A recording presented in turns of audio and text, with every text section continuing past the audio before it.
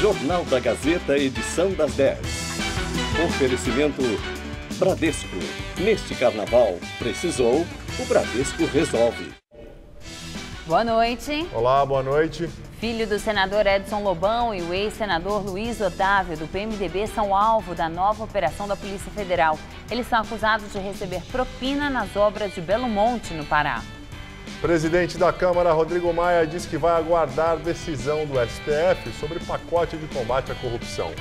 O Senado cumpriu o liminar do ministro Luiz Fux e devolveu hoje a matéria para a Câmara. Em depoimento, o ex-senador Delcídio do Amaral diz que CPI do Cachoeira foi criada para atingir o governador de Goiás, Marconi Perillo, do PSDB. Presidente Temer sanciona a lei de reforma do ensino médio. A partir de 2019, os alunos poderão escolher algumas das disciplinas que irão estudar. No Peru, o ex-presidente Alan Garcia presta depoimento no caso que envolve o pagamento de propina da Odebrecht. Você acompanha essas e outras notícias após o intervalo. Até já. Estou quase para me aposentar. Como é que ficam meus direitos com essa nova reforma? Minuto da Previdência. Edson, depois da lei aprovada, para contribuintes homens com 50 anos ou mais e mulheres com 45 ou mais, existirão regras de transição. Para quem já se aposentou ou já completou os requisitos para se aposentar, nada muda. Para todos os outros, vão valer as novas regras. As mudanças são necessárias para que os benefícios continuem a ser pagos. Previdência. Reformar hoje para garantir o amanhã. Governo Federal.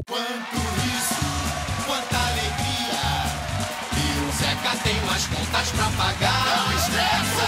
Começo de ano é a mesma historinha, mas o Bradesco vai te ajudar. É só falar com a gente que temos o crédito pra toda situação. IPTU, IPVA ou mais um gasto escolar, o Bradesco resolve, irmão.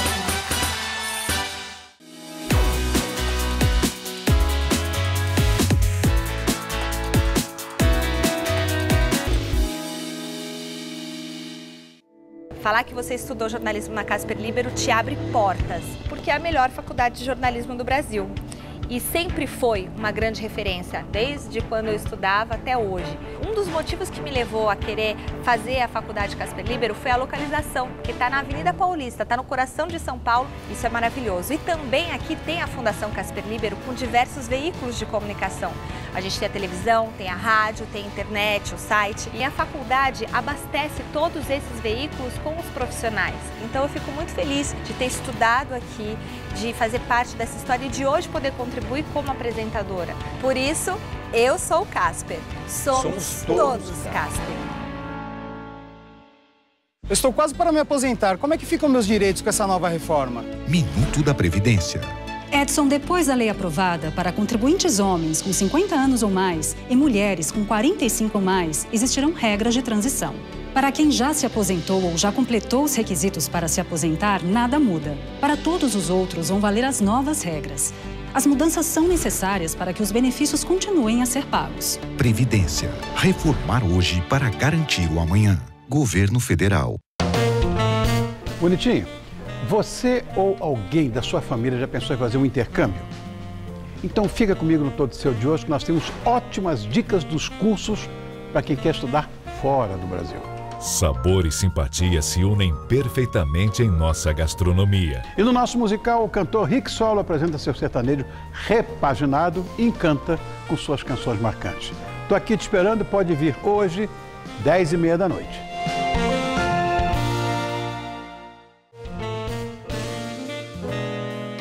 Oferecimento CVC, sempre com você.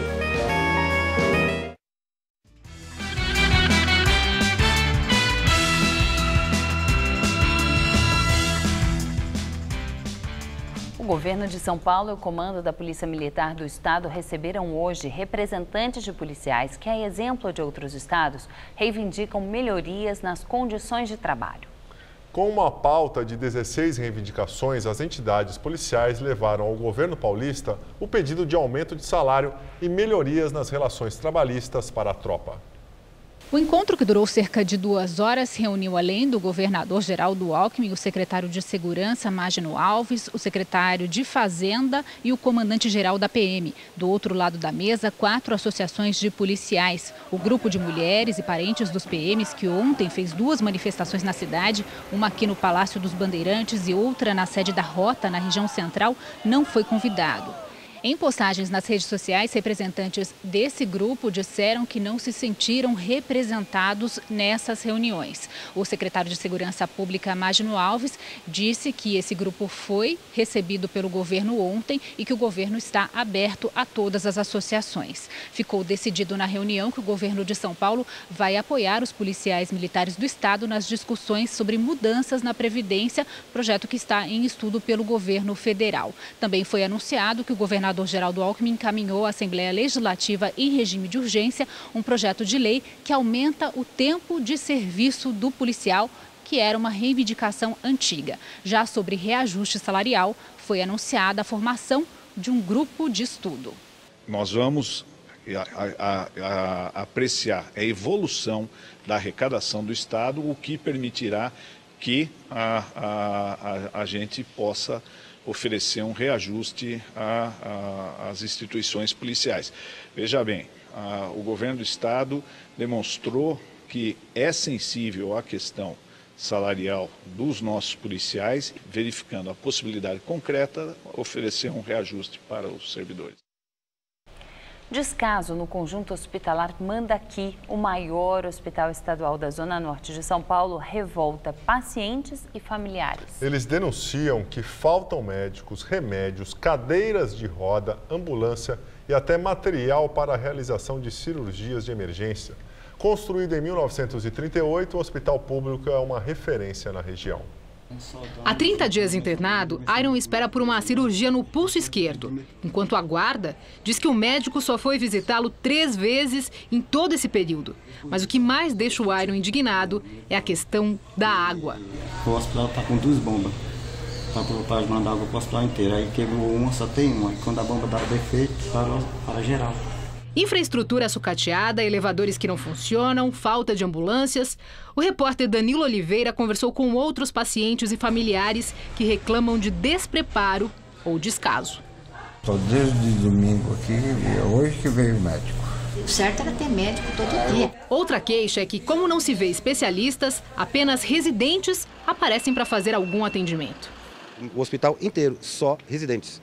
As reclamações por aqui não são pontuais. Essa não é a primeira vez que o Hospital do Mandaki, uma referência na Zona Norte, é alvo de denúncias de falta de médicos, de remédios e agora até restrição de água.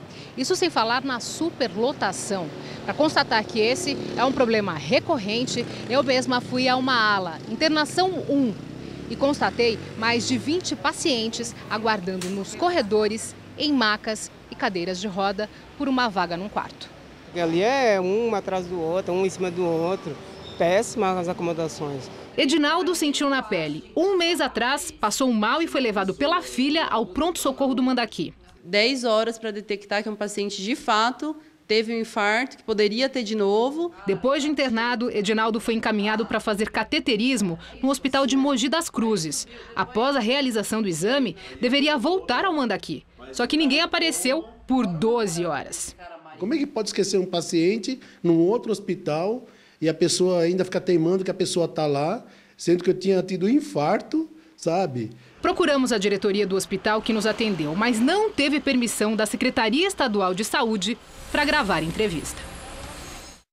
Pois é, em nota, o Hospital do Mandaki disse que hoje o quadro de médicos estava completo com 15 profissionais e que cerca de 300 pacientes foram atendidos na emergência.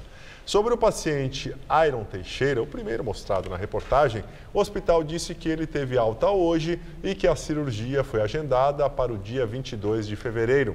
Informou que também não há restrição de água no complexo hospitalar. Sobre o paciente Antônio Rosa, o hospital destacou que as visitas médicas são realizadas diariamente. Sobre José Edinaldo, o Mandaki diz que ele foi prontamente atendido no dia 20 de janeiro e que não procede a informação de que o paciente foi esquecido em outro hospital depois de realizar um exame. A direção do Mandaqui diz ainda que os médicos plantonistas são habilitados para analisar todos os casos e dar o encaminhamento necessário. Os planos de saúde perderam 192 mil clientes em janeiro. Os dados foram divulgados pela Agência Nacional de Saúde. No acumulado de 2016, o setor perdeu quase 1,5 milhão de beneficiários. Segundo a ANS, a queixa é reflexo da crise econômica e do aumento do desemprego. Em depoimento ao juiz Sérgio Moro, Tarso Genro, que foi ministro da Justiça, da Educação e de Relações Institucionais durante o governo Lula, afirmou que o sistema de Caixa 2 é normalmente exigência de quem doa e não de quem recebe.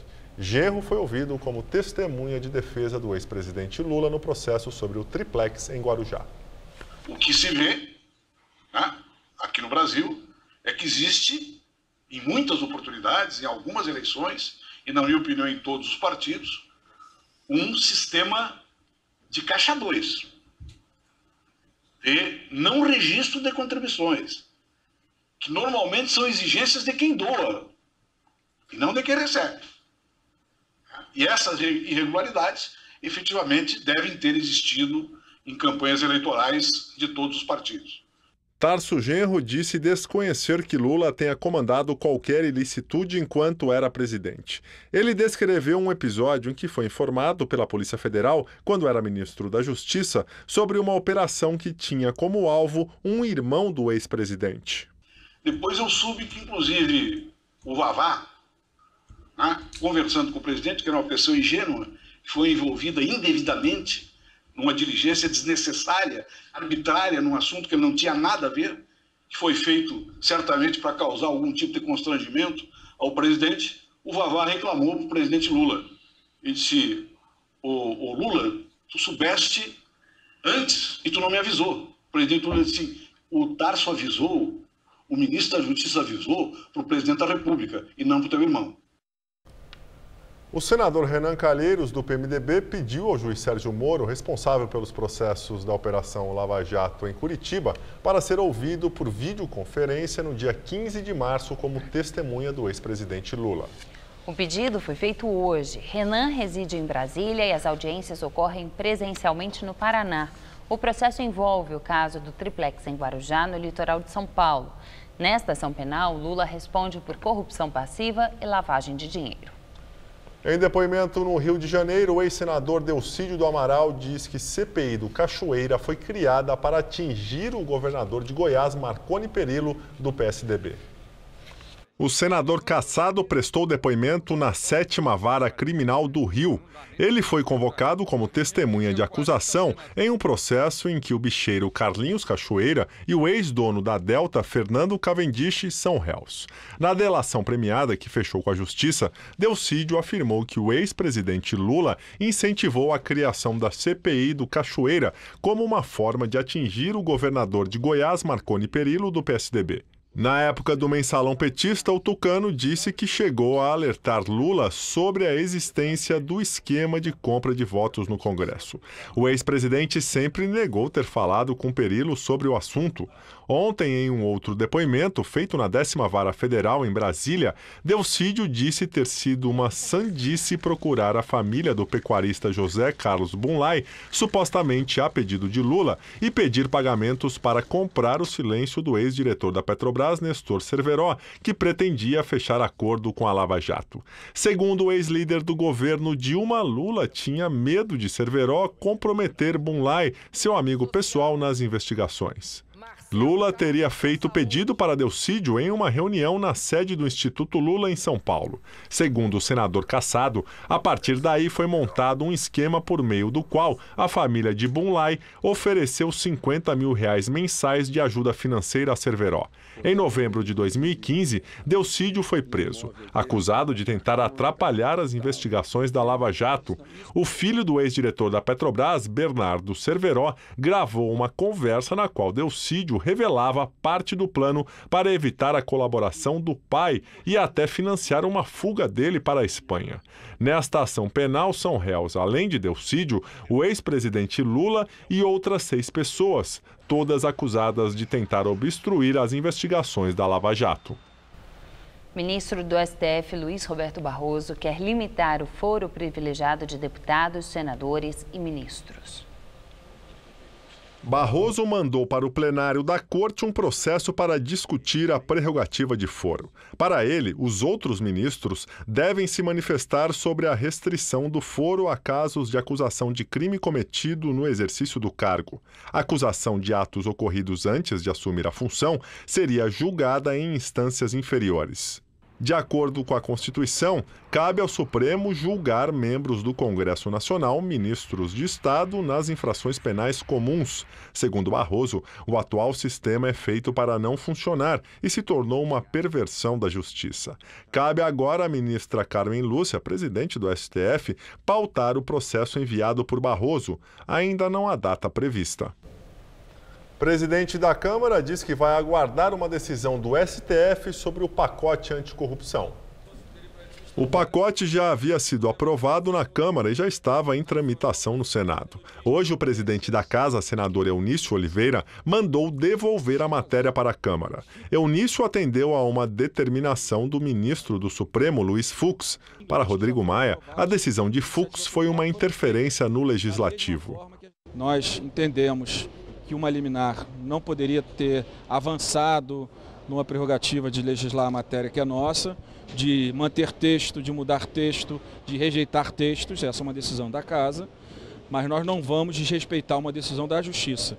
Então, respeitando a liminar do ministro Fux, nós esperamos que o Supremo, como um todo, decida, porque é uma decisão, no mínimo, polêmica. O pacote anticorrupção foi proposto pelo Ministério Público Federal e foi protocolado com mais de 2 milhões de assinaturas de pessoas que apoiam o projeto.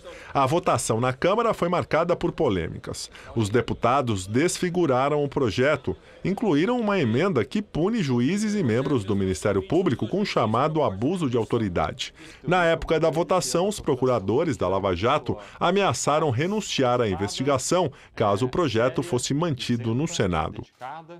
Operação da Polícia Federal investiga filho do ex-senador Edson Lobão e ex-senador Luiz Otávio Campos.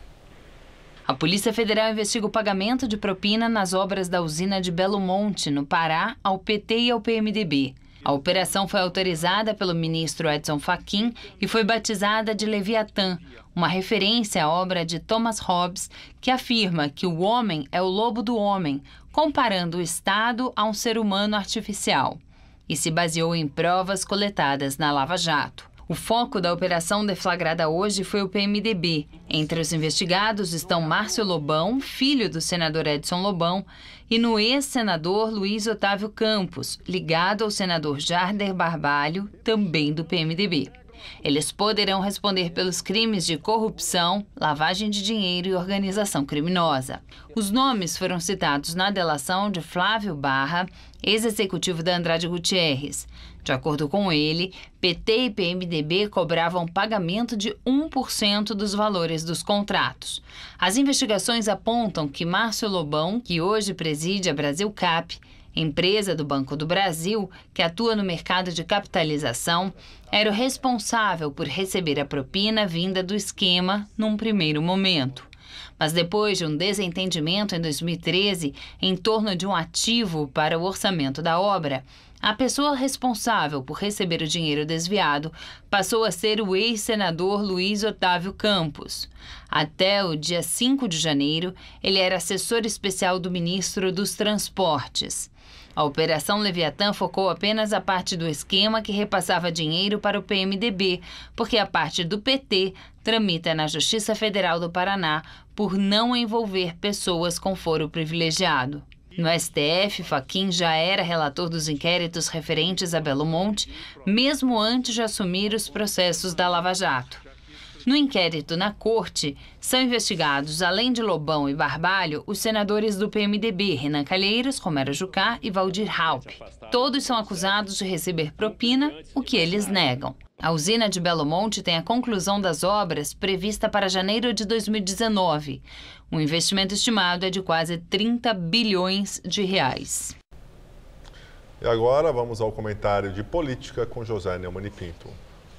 Num dia, Edson Lobão é eleito presidente da Comissão de Constituição e Justiça, o cargo mais poderoso do Senado depois do presidente. No dia seguinte, o seu filho Márcio Lobão é protagonista de um escândalo de corrupção de propina na usina Belo Monte. Uma tradição, então, de pai para filho, porque ele pegava propina, segundo acusam os promotores e os policiais, em nome do pai, que era ministro de Minas e Energia.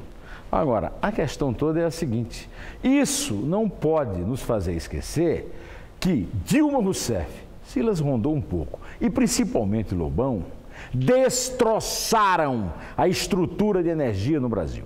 Quer dizer, uma das mais fáceis e simples explicações e justificativas para essa terrível crise de quebradeira de empresa, de desemprego, de baixa de arrecadação, é o que o Lobão e a Dilma, principalmente, fizeram no Ministério de Minas e Energia.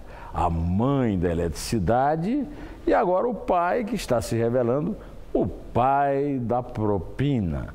Uma tradição de pai para filho. Lobão, discípulo de Sarney, é o protagonista desta série que termina no conto de terror, que é a presença dele na CCJ do Senado. Bom, eu volto na terça-feira, direto ao assunto. Inter. O paulistano teve uma quinta-feira quente e abafada. A umidade relativa do ar chegou aos 70%. E agora à noite a temperatura está em leve declínio. Confira a previsão para amanhã.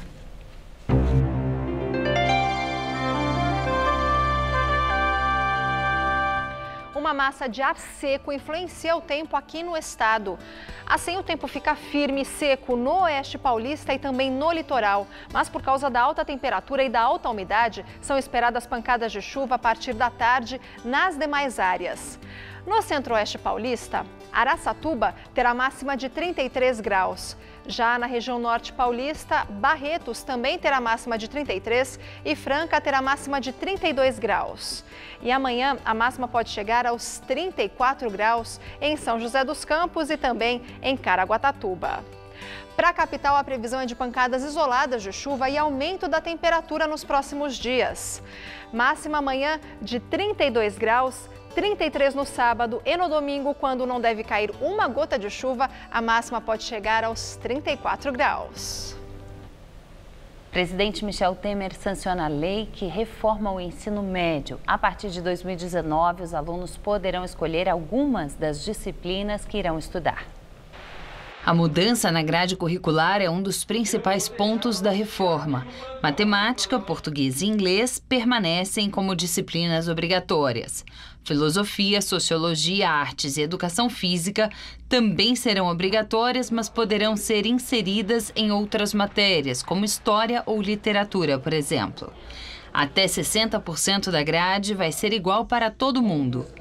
Para preencher o restante, o aluno poderá optar por uma entre 5 áreas: ciências da natureza e suas tecnologias, ciências humanas e sociais, linguagens e suas tecnologias, matemática e suas tecnologias, formação técnica e profissional. O Ministério da Educação vai fornecer recursos aos estados para ampliação do ensino integral. A previsão é que o novo modelo de ensino médio seja implementado até 2019.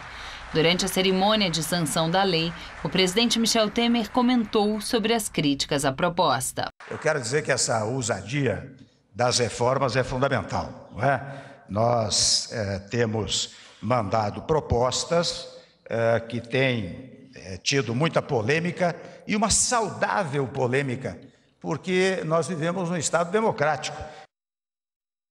O Supremo Tribunal Federal determinou hoje que o governo do Mato Grosso do Sul indenize em dinheiro um preso que era mantido em situação degradante no presídio de Corumbá. A reparação foi fixada em R$ 2.000. Com a decisão, a Corte admitiu a possibilidade de o poder público ressarcir financeiramente os danos causados a detentos submetidos a condições precárias, superlotação ou maus tratos. Agora, economia. O índice de atividade econômica divulgado hoje pelo Banco Central apontou que a economia brasileira encolheu 4,34% em 2016. Foi o segundo ano seguido de retração do IBC-BR, que é considerado uma prévia do Produto Interno Bruto. E agora vamos ao comentário de economia com Denise Campos de Toledo. O IBC-BR é o antecedente do PIB, mas tem metodologia e bases de comparação diferentes. Apesar de ter mostrado um retrato muito ruim de 2016, não alterou muito as estimativas para o PIB. Aliás, hoje tivemos a divulgação de outros 2 indicadores, da Serasa e da Fundação Getúlio Vargas, que apontaram uma retração de 3,6% no ano passado. Agora, o fato é que temos no retrovisor um saldo muito negativo que custou bem caro. Em 3 anos, a renda per capita caiu 12%. A população perdeu muito poder de compra e chegou a um nível muito alto de endividamento, que hoje faz com que dados melhores, como queda da inflação e dos juros, demorem mais para surtir efeito em termos de consumo e atividade. Assim como a liberação das contas inativas do Fundo de Garantia. Uma boa parcela vai para o pagamento de dívidas. Dos mais de 43 bilhões de reais que serão liberados, de 12 a 16 devem ir para o consumo. E não podemos esquecer o desemprego, que ainda deve ter algum avanço neste começo de ano. Mas o balanço negativo de 2016 não compromete a expectativa de uma expansão da economia, agora em 2017, em torno de 0,5% ou um pouco mais, sendo que por aquelas questões técnicas que eu citei no início, quanto à base de comparação, na verdade podemos chegar ao final deste ano com um avanço acumulado de uns 2% sobre o ano passado, o que seria uma virada importante. E indicações nesse sentido começam a aparecer, até no emprego, que vai ser o último dado a reagir. A Federação das Indústrias de São Paulo, a Fiesp, registrou a geração de 6.500 vagas no estado em janeiro, o primeiro dado positivo desde abril de 2015. Não reverte o movimento negativo do mercado de trabalho, só que pode ser o indício do começo da saída do fundo do poço. Eu volto na segunda. Até lá. E o ex-presidente do Peru, Alan Garcia, prestou depoimento hoje sobre os supostos casos de corrupção que envolvem o escritório da construtora Odebrecht no país. Em seu depoimento, Alan Garcia afirmou que não tem medo de ser implicado nas denúncias de corrupção da empreiteira no país e que vai atender às convocações da Justiça e do Congresso para prestar esclarecimentos. A fala de Garcia foi interpretada como uma indireta ao ex-presidente fugitivo Alejandro Toledo, alvo de um mandado de busca e captura por ter recebido pelo menos 20 milhões de dólares em propinas da empreiteira. No acordo de leniência firmado com o Departamento de Justiça americano, a Odebrecht admitiu ter pago em propina 788 milhões de dólares entre 2001 e 2016 a funcionários do governo e partidos políticos do Brasil e de outros 11 países, no que é hoje considerado o maior caso de suborno internacional na história. E por conta das delações premiadas dos 77 executivos da Odebrecht homologadas pelo Supremo Tribunal Federal, procuradores de 11 países assinaram hoje em Brasília um acordo que estabelece a criação de equipes para investigar supostos crimes cometidos pela empreiteira em outros países. Assinaram o acordo, além do Brasil, Argentina, Equador, México, Portugal e Venezuela. E nós ficamos por aqui. A edição de hoje pode ser vista no site do Jornal da Gazeta. Boa noite. Tchau, Gabriel. Tchau, Ju. Até amanhã. Muito obrigado pela companhia. Tenha uma excelente noite e fique agora com o Rony Von no Todo Seu. Até amanhã.